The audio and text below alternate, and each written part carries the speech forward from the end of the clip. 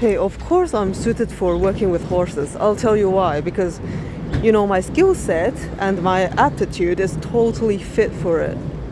Yeah, first of all, we gotta have like physical strength, which I have. Like, whatever strength it is, whether it's physical or mental, whatever I have a strong willpower.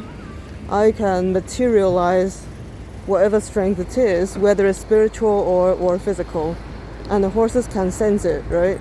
Building rapport with horses, passionate about it, about working with horses. That's actually what I have, I've got what it takes inside, and then endurance, stamina, which I do have, durability. Like, I can fall from horseback. I got bucked off many times. I fell from horseback at high speed when a horse was jumping as well. So I don't see why people believe that I should only be doing gardening or something. It's like, what do you mean? I've got the endurance, I've got the durability, I've got the healing factor, I've got the strength, whether physical or mental or spiritual. I've got all of it. Yeah. And then I love nature, I love the outdoors. Yeah, I can survive anything, any environment. I have the courage. I can literally gallop on horseback at high speed, and I'm not afraid to take any risk. In fact, I love it. So I don't see why people would say, "Hey, look, you're only suited for gardening or office job or something." That's not true. Yeah, that's a complete lie. I just know it. I've got what it takes. But I'm not bothered, I'm not bothered because I think the horses in jockey club, they're athletes. Not my type though. I would love to ride them, but then, yeah, maybe as a, maybe as a customer or as a client, yeah, okay. As an instructor, maybe.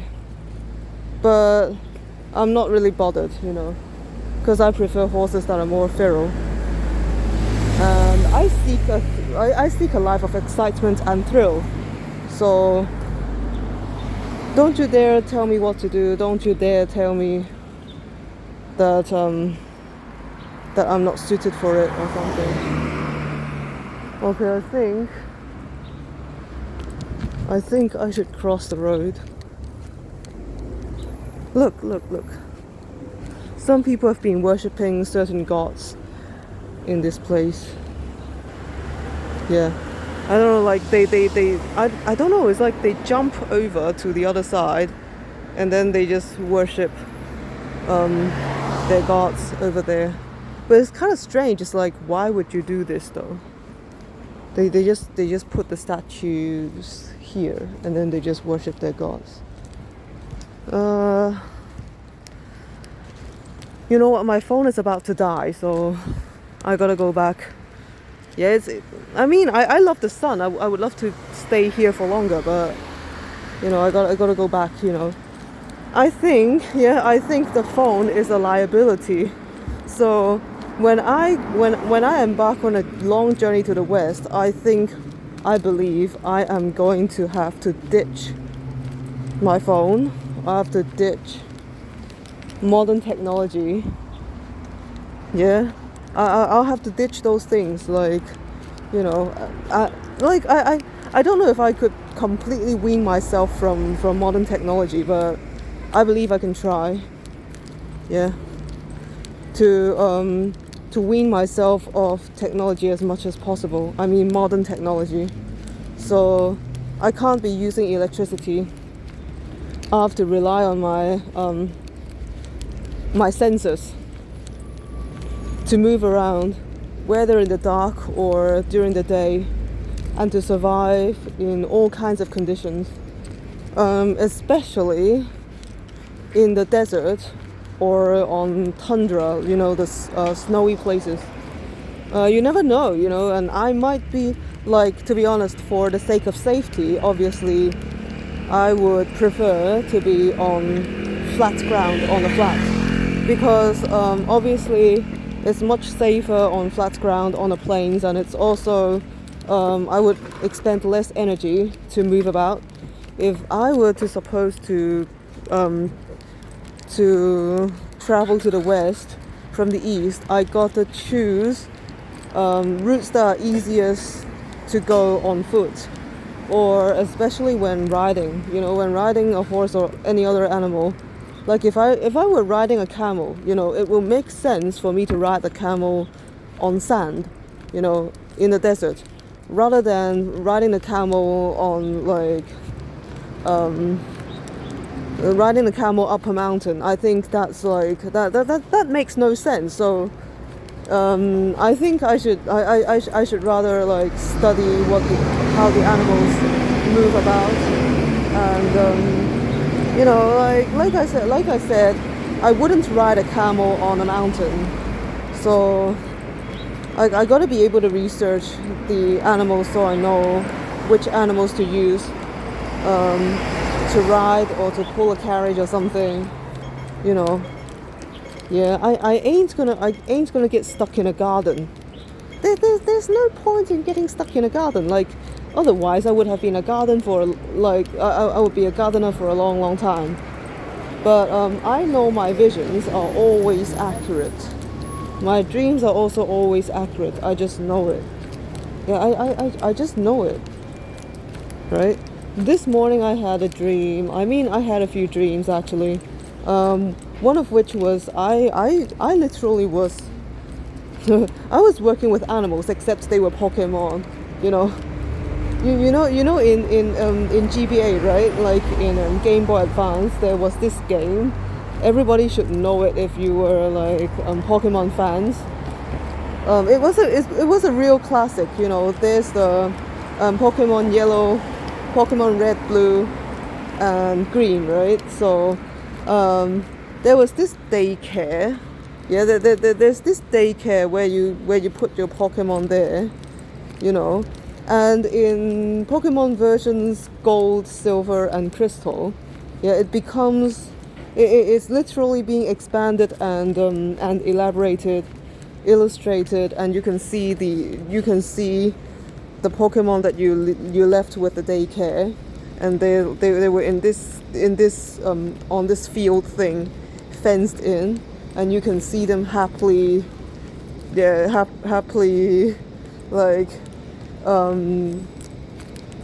moving outdoors. There's literally, if you put a Pokemon in a Pokeball, imagine the animal itself.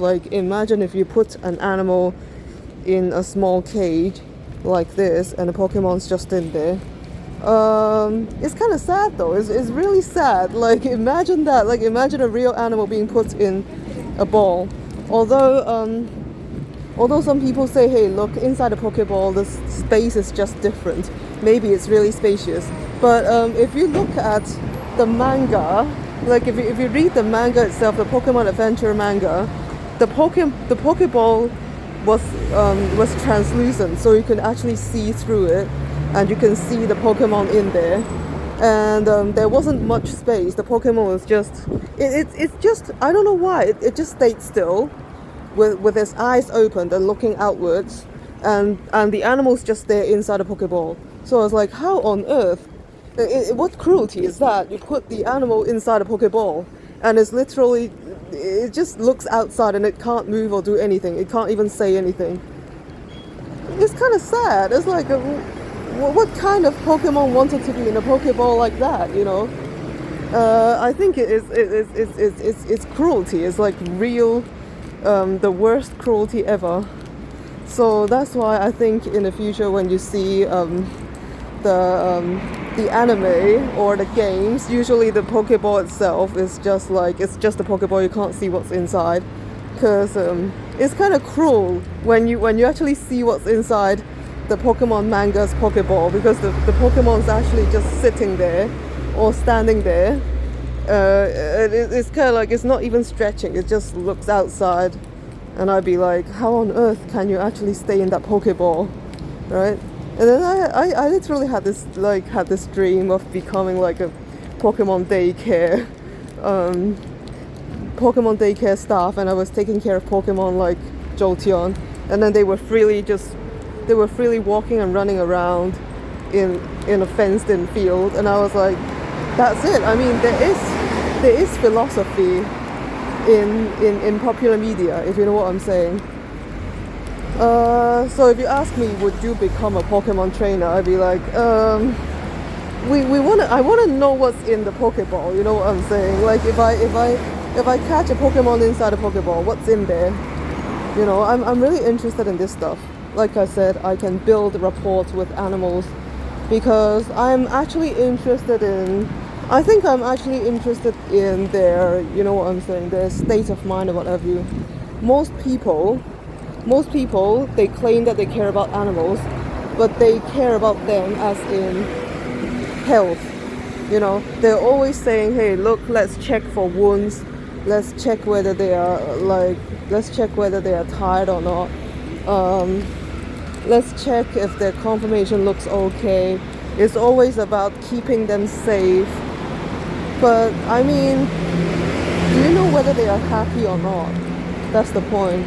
It's like, I think animal well-being is liberty, is freedom. So at least you need to give them enough space. Like you can give them space and also the freedom to socialize with its own kind. You know what I'm saying? Like it's gonna socialize with its own kind, and I think it's rather, even if it could not socialize with its own kind, at least let it have like interact with other species or whatever. Like it can't just be isolated by itself, the animal. And I really do care about the animal's psychological well-being, but people don't really care about that. They only care about, you know, the physical state of the animal, because they're so materialistic. They think if we take care of the animals physically, then they're gonna be okay. Then they're gonna be happy. I disagree with that. Like I don't know. I think animals have personalities. I believe animals have personalities. Like they have psychological well-being. So for humans, right? For humans and for probably other sentient beings, I think health starts from the inside. Yeah. So if you, as I said before, for the ancient people, for the savages, if you fix the inside, if we had psychological well-being, like if we feel that we are free, that we have liberty, we have dignity, then we will have better health than people who don't have it. You know, people who are like, we be doing fitness, we follow the coach, we follow strict nutritional diet or whatever, and I think, yeah, you know what, I don't think that's the way to go. You know, I believe in nature. I do. So this morning I had the dreams of Pokemon, you know, and especially when I think about like Pokemon philosophy. So why would you keep these creatures in cages, in small cages, like in a ball, and then you throw them out and make them do battle, and then you catch more of them? Like what N said. N believed that Pokemon should be free. They should not be caught and trained. But if that's the case, like if animals were like completely free or something, that you can't just fight pit bulls. You can't just breed the game-bred pit bulls and make them fight. They be like Pokemon, you know. You breed them and then you throw them out and then they fight. Yeah, they are pit bulls, you know. And then it's so funny. It's like, what should we do with pit bulls, you know? So the game itself thrives on the concept of Pokemon trainers. So Pokemon training had to continue for the sake of a story, you know. Like because obviously Ash was a Pokemon trainer, right? But there can be no Ash, right? Ash could not be Ash if he could not be catching Pokemon. So he had to use ways to justify his way of being, like his lifestyle. He catches Pokemon, he trains them, and then he makes them fight for him, you know. And how on earth can you can you justify that in bioethics, if they were bioethics in Pokemon? So it is rather interesting, but to be honest, I think you guys would just believe that I'm just childish and stuff like that, but yeah, alright,